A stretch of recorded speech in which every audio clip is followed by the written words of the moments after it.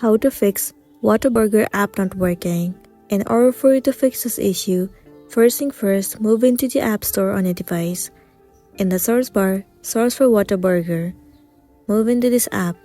Right here instead of open, if you see the option of update, then your application is not up to date and you are not using the updated version.